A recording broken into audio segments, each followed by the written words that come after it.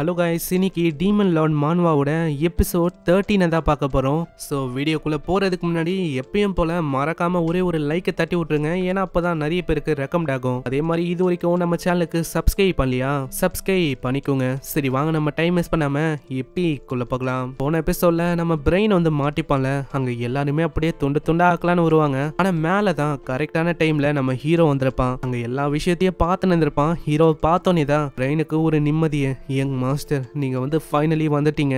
நான் எதிர்பார்க்கல இந்த பொடி பையன் அவனாவே தேடி வருவானு. இந்த வாட்டி உன்னால எதுவுமே பண்ண முடியாது, என்கிட்ட ஏகப்பட்ட ஆளுங்க இருக்காங்க. ஓ அப்படியா? ஆனா நானும் உண்மையை சொன்னா இதுக்காக தான் காத்து நின்றேன். உங்க வைல்டு ஸ்ட்ரைக் அப்படின்னு ஒரு அட்டாக்கை வச்சு எல்லாரையுமே அப்படியே கொல்றான். இதை பாக்குற அந்த பையனுக்கு எதுவுமே புரியல.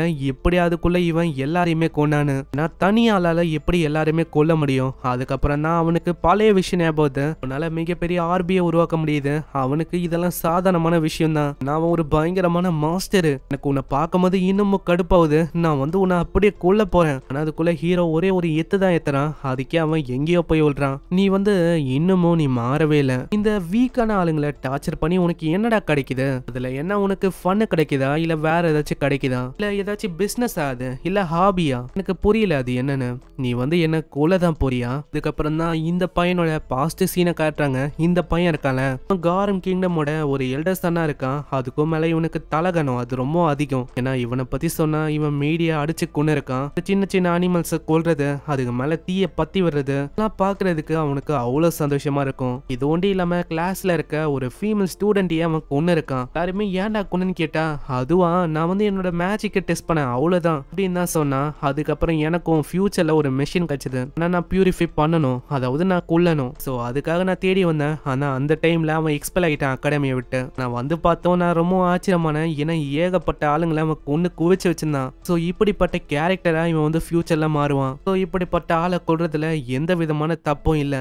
ஆனா அதுக்குன்னு இவனை கொன்னுட்டு எல்லா விஷயங்களையும் நான் அப்படியே முடிக்கணும்னு பார்க்க மாட்டேன். ஏன்னா கொன்னுட்டா சஃபரிங்கே இல்லாம எல்லா விஷயமும் மூஞ்சி போயிடும். உன வாட்டி நான் பண்ணாம விட்ட அந்த விஷயத்த இப்போ நான் பண்ணலான்னு இருக்கேன். ஆமா நீ வந்து என்ன பண்ணிருக்க? நான் யாருன்னு தெரியும்ல, யாரும் கிங்டமோட எல்டர் சன்னுடானா? அதெல்லாம் எனக்கு தெரியும். வாயை தோற. நான் நீ தப்பான இடத்துல கைய வச்சுட்ட. சோ இதுக்கு மேலே நீ அனுபவிக்கணும். இந்த வாயிலே அப்படியே திணிக்கிறான். இதனால அவனோட நிலைமை அப்படியே மோசமாவுது. இந்த சைடு இதையும் மேல எவனோ ஒருத்தன் பாத்துக்கினே சொல்றான். எதிர்பார்க்கல இவன் போக போக ஒரு மிகப்பெரிய ஆப்ஸ்டிக்கலா இருப்பான்னு நினைக்கிறேன். இவன் யாருன்னு தெரியுதா? ஆக்சல் அனுப்புன அதே நைட்டு தான். நான் அங்க செரிக்கா வந்து அப்படியே பிடிக்கிறான். ஏய் என்ன நீ பண்ணிருக்க? இப்போ நீ தான் ரீசெண்டா என்னோட ஸ்டூடெண்டா ஃபாலோ பண்ணிருந்தியா? அப்புறம் அவங்க கீழே பிரெயின் அவன் மீட் பண்றான். பிரெயினோட நிலைமை ரொம்ப மோசமா இருக்கு. இது வந்து என்ன கம்மன் இருந்திருக்க, சண்டையாச்சும் போட்டிருக்கலாம்ல. ஆனா யங் மாஸ்டர் அட்லீஸ்ட் நீ ஓடியாச்சும் போயிருக்கலாம்ல. உன்னால அதையாச்சும் பண்ண முடிஞ்சிருக்க முடியும். நான் நீ வந்து ஓடவும் இல்லை. நான் இதுக்கு முன்னாடி நீ லாயலிட்டின்னு ஏதோ ஒன்று மென்ஷன் பண்ண, அதோட மீனிங் வந்து இதுதானா? நான் யங் மாஸ்டர் எனக்கு புரியுது. இதுக்கு மேலேயாச்சும் நீ வந்து அப்படி பண்ண பார்க்காத. இதுக்கு மேல நீ அப்படி பண்ணக்கூடாது, புரியுதா? அதுக்குள்ளேயே சரிக்கா அங்க இன்னொருத்தனை கொண்டு வந்து தூக்கி போடுறா. ஏய் உனக்காக நான் ஒரு கிஃப்ட கொண்டு வந்திருக்கேன் பாரு. நான் உன்னை ஃபாலோ பண்ணதான், நீ கொஞ்சம் ஜாக்கிரதையா இருக்கணும். உன்னோட பவர்ஸை பத்தி இப்ப ஏகப்பட்ட ஆளுங்களுக்கு தெரிய வருது. இந்த மாதிரி ஒருத்தன் இல்ல, ரெண்டு பேர் இல்ல, நிறைய பேர் வருவாங்க. கண்டிப்பா நான் வந்து எல்லாத்தையுமே பாத்துக்கிறேன். ஆனா ஒரு விஷயம் என்னோட ஆளுங்க மேல யாரு கைய வைக்க பாக்குறாங்களோ அவங்கள நான் விட போதில்ல. அவங்கள அப்படியே நொறுக்கலான்னு இருக்கேன். எனக்கு புரியுது. அதாவது உனக்கு நெருக்கமா இருக்கிறவங்கள நீ நல்லா பாத்துக்கலான்னு இருக்கேன். சரி நான் வந்து கிளம்புறேன். இதுக்கப்புறம் அந்த பர்சன் வந்திருப்பான்ல, அவன் வந்து ரொம்ப பயந்து போயிடறான். அவனை வந்து அவன் கொல்ல போறான்னு நினைக்கிறான். வந்து என்ன கொல்ல தானே போறேன்? இல்ல நீ வந்து கவலையப்படாத, நான் வந்து உன்னை பத்தி எந்த விதமான விஷயத்த பத்தியும் பேச போதில்ல. அங்க அதுக்கப்புறம் தான் நம்ம ஹீரோக்கு ஞாபகம் வரும். இவன் ஒரு லாயலான ஆக்சலுக்கு இருக்கிற ஒரு சர்வெண்ட். ஆக்சல் என்ன சொன்னாலும் ப்ரீவியஸ் லைஃப்ல இவன் வந்து எல்லா விஷயத்தையும் பண்ணான். ஸோ அதனால இவன் வந்து கண்டிப்பா எனக்கு உதவியா இருப்பான். அதனால ஒரு மேஜிக் ஸ்பெல்ல போடுறான். அது அவன் போட்ட அத்த செகண்டே இந்த இடத்துல என்ன ஆச்சுன்னு தெரியல, அவனுக்குள்ள ஏதோ ஒரு விஷயம் வந்து போகுது. இந்த ஸ்பெல் என்ன பண்ணுனா ரெண்டு பர்சனாலிட்டியா அவனுக்குள்ள செலுத்தும். அதாவது ஒன்னு வந்து அவந்து, இன்னொன்னு நம்ம ஹீரோவால உருவாக்கப்பட்ட ஒரு பர்சனாலிட்டி. ஹீரோ என்ன சொல்றானோ அதுக்கு இது லாயலா இருக்கும். நெக்ஸ்ட் சீன்ல அங்க ட்ரைனிங் போகுது. அவங்க ரெண்டு பேரும் அப்படி பயங்கரமா ட்ரைனிங் எடுக்கிறாங்க. அதனால நம்ம ஐரினுக்கு ஸ்வார்ட்மேன்ஷிப் அவளுக்கும் வராதா, அடிக்கடி அங்க தோத்து தான் போயின்னு இருக்கான். அதே மாதிரி இந்த சைடு நம்ம ஆளுங்க பார்த்தா பயங்கரமா ட்ரைனிங் எடுக்கிறாங்க. ஹீரோ ஒரே ஒரு பஞ்சு தான் அடிக்கிறான். இதுக்கே அவன் எங்கேயோ போய் விழுற மாதிரி ஆயிடுது. ஆமா என்ன ஆச்சு? இதுக்கே நீ சோர்ந்து போயிட்டியா?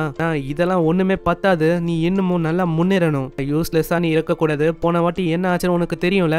மாஸ்டர் எனக்கு புரியுது, நான் இன்னமும் நல்லா பண்றதுக்கு ட்ரை பண்றேன். வாட்டி நான் ஒரு ஸ்பெல்ல போட்டேன்ல, அது வந்து அவனை முழுமையா கண்ட்ரோல் எடுத்திருக்கும். நான் அவன் கிட்ட என்ன சொன்னேன்னா, நீ வந்து போ மாஸ்டர் கிட்ட போய் எல்லா விஷயத்தையும் சொல்லு, என்னென்ன பாத்தியோ எல்லாத்தையுமே ஒண்ணு விடாம சொல்றேன், ஒரு வார்த்தையை விடக்கூடாது. கண்டிப்பா மாஸ்டர், நீங்க சொல்லும் போது நான் கண்டிப்பா ஒத்துக்கிறேன். அவனோட கண்ணை பார்க்கும் போதே நம்மளால சொல்ல முடியும் அவன் எந்த அளவுக்கு இதெல்லாம் ஒத்துப்பானு. அதுக்கப்புறம் தான் அங்க ஐரினே ஒரு விஷயத்த சொல்றேன். ரீசெண்டா ஒரு இன்சிடென்ட் நடந்துச்சு. ரீசெண்டா நம்ம ஹீரோ பண்ண வேலையால அவனால அங்க எதுவுமே பண்ண முடியல. அவன் எந்த விஷயத்தையும் வெளியில சொல்லவும் இல்ல. அவனோட மேஜிக் கோர் அது ஒட்டுமொத்தமா டெஸ்ட்ராய் ஆயிடுச்சு. இதை நினைச்சு சோட பொண்ணு சந்தோஷமான்னு பார்த்தா கொஞ்சம் சோகமா தான் இருக்கா. அப்படி இவங்க இதை பத்திலாம் யோசிச்சுப்பாங்களே, திடீர்னு ஒரு சவுண்ட் கேக்குது. அப்பா அப்பா, வேற யாரும் இல்ல, நம்ம நானா தான். அட இவ இங்க என்ன பண்றா? நான் அந்த கேளன் இப்போ என்னதான் பண்ணிருக்கா? ஏன்னா அவ தூங்கின இருக்கால திரும்பவும். நானாவும் அழகா ஐரினோட கையிலே உட்காரா. அப்பா, நான் வந்து உங்களை கண்டுபிடிச்சிட்டேன். என்னது அப்பாவா? ஆமா அப்பா அப்பா அப்படின்னு அவ திரும்ப அப்பா அப்பான்னு சொல்றாளா. அதனால நம்ம ஐரினுக்கு எதுவும் புரியல. என்னது அப்பாவா? அதுவும் எப்போ? இதெல்லாம் எப்போ நடந்தது? அதுக்கப்புறம் தான் எல்லா விஷயத்தையும் அவங்க ரெண்டு பேருக்கும் புரிய வைக்கிறான். இப்பதான் அவங்களுக்கு ஒரு நிம்மதியே. நல்ல வேலை, நான் கூட ஏதோ தப்பா நினைச்சுக்கினேன். அவ அப்பான்னு சொல்லும் போது இப்பதான் எனக்கு புரியுது அவ ஒன்னும் உன்னோட குழந்தை இல்லைன்னு. ஹீரோவும் யோசிக்கிறான். நான் வந்து என்ன யோசனை, அதனால அவ வந்து இதே ஒரு அட்வான்டேஜா வச்சு சில பல அந்த மாதிரி விஷயத்த பண்ண வைப்பான்னு நினைச்சேன். அப்படி எதுவும் அவ கேட்கல. அது வரைக்கும் சந்தோஷம் தான். எதுக்கும் நம்ம ஜாக்கிரதையா இருக்கணும். இதை பத்தி தெரிய வந்தா அவ்வளவுதான், நம்மள அகாடமியை விட்டு தூக்கிடுவாங்க. ஆனா நீங்க எதுவும் கவலைப்பட வேணாம், நான் தான் இருக்கல. வந்து யாருக்கும் இதை பத்தி தெரிய விட மாட்டேன். அதே தானே சோடு பொண்ணு? ஆமா அதே தான். ஆனா ஃப்ரெண்ட்ஸ் சொல்லிக்கிற அளவுக்கு எனக்கு யாரும் இல்ல, நீ ஒண்டிதான் இருக்க. இப்பதான் இவளுக்கும் புரியுது, இவளுக்கும் ஃப்ரெண்ட்ஸ் சொல்லிக்கிற அளவுக்கு யாரும் இல்ல. அதனால பிரச்சனை இல்ல.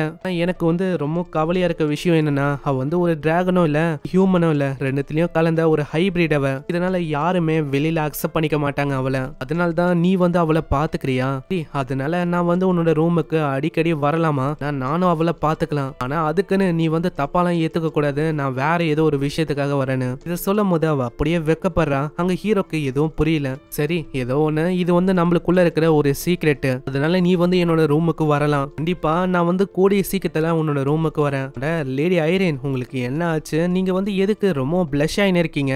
என்ன ஃபீவரா? இல்ல அதெல்லாம் ஒண்ணும் இல்ல. இதுக்கப்புறம் அங்க கேளன்னு சொல்லுது. ஆமா என்ன ஆச்சு? நான் தூங்கும் போது ஏதோ ஒரு இன்ட்ரெஸ்டிங்கான விஷயம் வந்து ஏற்பட்டது போல. எல்லாத்துக்கும் காரணம் நீதான். ஜம்முன்னு உட்கார்ந்து இருக்க. நல்லா ஒரு குழந்தைய கூட பாத்துக்க முடியல. அவ வெளியில பறந்து போயிட்டா தெரியுமா? இப்போதைக்கு எவ்வளவு பெரிய பிரச்சனை ஆயிருக்கும் தெரியுமா? நான் ஒண்டி பாக்கலனா. யங் மாஸ்டர், இவ வந்து ரொம்ப எக்ஸைட்டடா இருக்கா. ஏன் வெளியில கொஞ்சம் நடக்க கூடாது? சரி கண்டிப்பா, அது வந்து ஒரு நல்ல ஐடியாவா இருக்கு, நம்ம அதையே பண்ணலாம். அதுக்கப்புறம் ஒரு ரெண்டு பேரை காட்டுறாங்க. அங்க பறந்து வரும் போதே அவங்க ரெண்டு பேரும் சொல்றாங்க, ஏதோ ஒரு விஷயம் எனக்கு அன்ஃபெமிலியரா சென்ஸ் ஆகுது. வந்து இங்கதான் கீழே ஏதோ ஒரு விஷயம் இருக்கு. அது கண்டிப்பா அந்த அகாடமிக்குள்ளதான் இருக்குன்னு நினைக்கிறேன். சரி நம்ம வந்து இதுக்கோ போய் பார்க்கலாம். ஏன்னா என்னால இந்த மாதிரி ஒரு விஷயத்தை ஏத்துக்கொள்ள முடியாது, அதனால நம்ம அதை அழிச்சிடலாம் அப்படின்னு இவன் சொல்றான். இங்கேயே இந்த எபிசோட முடியுது. சோ இதுக்கப்புறம் தான் தெரியும் இவங்களால என்ன பிரச்சனை வரப்போகுதுன்னு.